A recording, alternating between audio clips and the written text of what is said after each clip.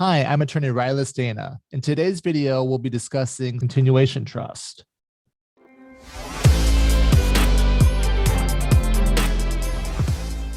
All right, so they have a house, bank accounts, some IRAs, life insurance. So a trust is a legal document. The persons that make the trust are called, well, first they name the beneficiaries and when and how they'll receive it, and they'll name the successor trustee in a trust. The persons that create the trust are called the trustor. So I use this briefcase. It's like the bosses. Briefcase equals boss. That's the trustor.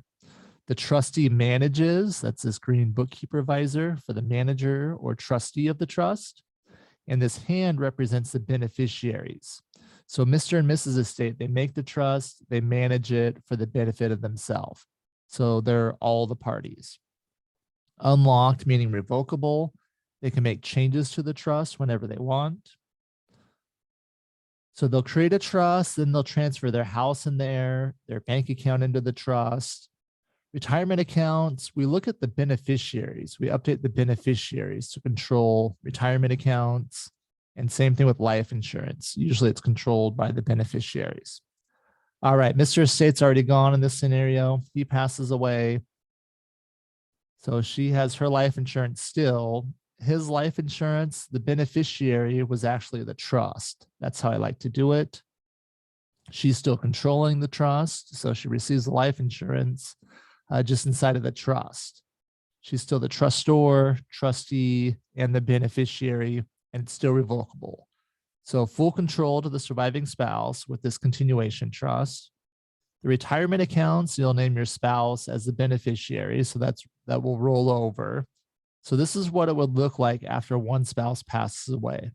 The other spouse collects everything and has full control. Now, if time goes on and the surviving spouse is incapacitated, another advantage of the trust is the successor trustee can step in and manage things for the trust creator. We call this process a living trust administration. Sometimes it's done voluntarily by people they realize they're no longer able to manage their affairs, or they just simply don't want to do it anymore. Other times it's done by two doctors is the standard that I build into my documents. I say two doctors' letters will activate the power of the successor trustee. All right, so the second trust creator passes away. Now the trust is locked or irrevocable. Mr. and Mrs. Estate, the trust creators, they're the only ones that can make changes to this trust. So now that they're gone, their wishes are locked in and it's irrevocable. IRAs are going to go to whoever's named as the beneficiaries there. Taxable, meaning subject to income tax. Life insurance, whoever the beneficiary is. So if the trust is the beneficiary, those proceeds get added to the trust banking account. So the terms of this trust say 1/3 at age 20, half at 25, and the balance at age 30. So here's what that would look like. This oldest child, who's actually the trustee as well, is 33.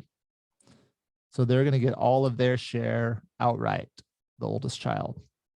21-year-old.